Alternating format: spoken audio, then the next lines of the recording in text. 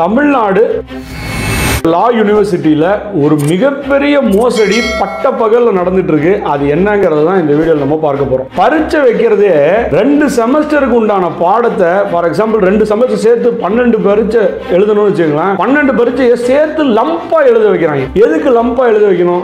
செமஸ்டரா இருக்குல்ல, 6 மாசத்துக்கு வருது பரீட்சை எழுதனால. இப்படி அவங்க எழுதும் போது தான் அதிகமான ஃபெயிலியர்ஸ் விழுகும் அப்படிங்கிறதையே ஒரு நோக்கமா வச்சு இவங்க இப்படி கண்டக்ட் பண்றாங்களோ அப்படின்னு யோசிக்க வேண்டியதா இருக்கு. அப்படி யோசிக்கிறோம்னா இவங்க போடுற ரிசல்ட்டும் பார்த்தோம்னா பரீட்சை எழுதின உடனே எல்லாம் ரிசல்ட் வர்றது கிடையாது. இவன் பரீட்சை எழுதி முடிச்சு 6 மாசம் கழிச்சு அவங்க ரிசல்ட் விட வேண்டியது. அந்த ரிசல்ட்டை பார்க்கும்போது இவங்களுக்கே நம்ம ஒருவேளை தப்பா எழுதிட்டோமோ அப்படின்னு அவனுக்கே ஒரு செல்ஃப் டவுட் வந்துடும். அந்த மாதிரி ரிசல்ட்டும் டிலே பண்றாங்க. வர்ற ரிசல்ட்டாவது உண்மையா நேர்மையா அவன் என்ன படிச்சானோ அந்த படிப்புக்கு ஏற்ற ரிசல்ட் கொடுக்குறாங்க. ஆனா அது வர்றதில்லை. எல்லா மாணவர்களுக்கும் ஏதோ சுண்டல் வைக்கிற மாதிரி ஆளாளுக்கு இந்த உனக்கு 2 அரியர், உனக்கு 3 அரியர், உனக்கு 4 அரியர் அப்படின்னு இஷ்டத்துக்கு அரியர் போட்டு விடுறாங்க. இதுல பெரிய கொடுமை என்னன்னா, எனக்கு தெரிஞ்சு சில பிள்ளைங்க ஸ்கூல்ல இருந்து டாப்பரா படிச்சுன்னு வர பிள்ளைங்க, யூஜில வந்து கோல்டு மெடலிஸ்ட் வாங்கின பிள்ளைங்க, அந்த பிள்ளைலாம் நான் வாழ்க்கையிலே 90க்கு கீழே மார்க் வாங்கினது இல்லைன்னு நினைக்கிற பிள்ளைங்க, அந்த பிள்ளைங்களுக்கு எல்லாம் அரியரை போட்டு வச்சு அவங்களால அந்த மன வலியை தாங்க முடியல. நான் அரியரா, நான் ஃபெயில் ஆயிட்டேனா அப்படிங்கிற அந்த வலியை அவங்களால தாங்கவே முடியல.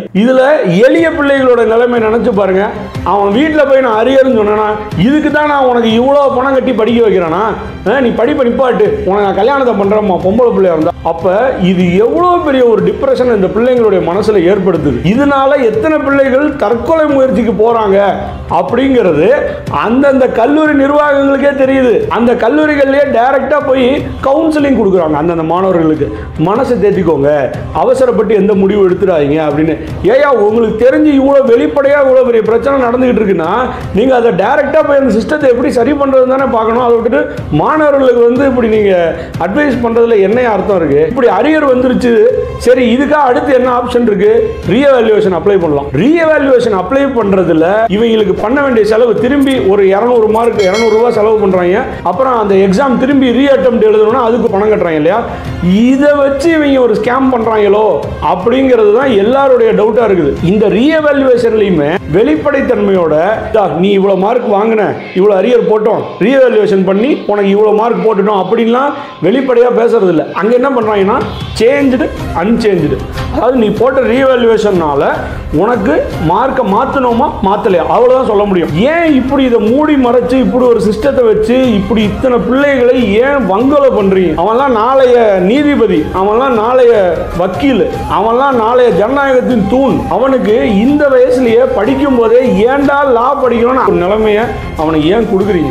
இதுல ஏதாவது ஒரு நியாயம் இருக்கா? சோ தயவு செய்து இந்த காணொலியை பார்க்கக்கூடிய பொறுப்பில் உள்ளவர்கள் ஏதாவது இந்த சிஸ்டத்துல ஒரு வெளிப்படைத்தன்மையை கொண்டாந்து எந்த ஒரு மாணவர்களும் பாதிப்படையாத அளவிற்கு நல்ல ஒரு சிஸ்டத்தை உருவாக்குறது அப்படின்னு கொஞ்சம் முயற்சி பண்ணுங்க. அப்ப சிஸ்டத்துடைய ரூட் காசே இவ்வளவு பெரிய பிரச்சனையா அது கல்லூரிகள்ல, அதுவும் சட்ட கல்லூரிகள்ல நடக்குதுங்கிறது கொடுமையிலும் கொடுமையா இருக்குங்க. ஸோ இந்த மாணவர்களால் கூட ஒரு சில மாணவர்கள் போராடுறாங்க, அதையும் யாரும் கண்டுக்கல. சில மாணவர்கள் யாராவது இதை பற்றி சோசியல் மீடியாவில் வீடியோ போடலாம் எழுதலாம்னு நினச்சா அவங்கள சஸ்பெண்ட் பண்ணிடுவாங்களாம். இது எவ்வளோ பெரிய முறைன்னு யோசிச்சு பாருங்களேன். சட்டம் படிக்கிறான், அவனுடைய கருத்து சுதந்திரத்தை முடக்கி ஓரமாக உட்கார வைக்கிறீங்கன்னா இது வந்து மிகப்பெரிய கொடுமைங்க. அது நம்ம தமிழ்நாட்டில் இருக்கிற ஒரு யூனிவர்சிட்டி கீழே இத்தனை கல்லூரிகளில் இத்தனை மாணவர்கள் பாதிக்கப்படுறாங்க பார்க்கும்போது எனக்கு உண்மையிலே ரொம்ப கஷ்டமாக இருக்குது. நம்ம தமிழ்நாட்டில் இருக்கிற இந்த மாணவர்கள் மேல் அக்கறை உள்ள தயவு செய்து இந்த வீடியோவை ஷேர் பண்ணுங்க. கேட்க வேண்டியவர்கள் காதில் இது போய் சேரணும். அதனால இந்த இத்தனை மாணவர்களுடைய வாழ்க்கையில் ஒரு நல்ல வெளிச்சம் வரணும் அப்படிங்கிறது தான் இந்த காணொலி பதிவுடைய நோக்கம். மீண்டும் ஒரு நல்ல காணொலியில் உங்களை சந்திக்கிறேன். நன்றி, வணக்கம்.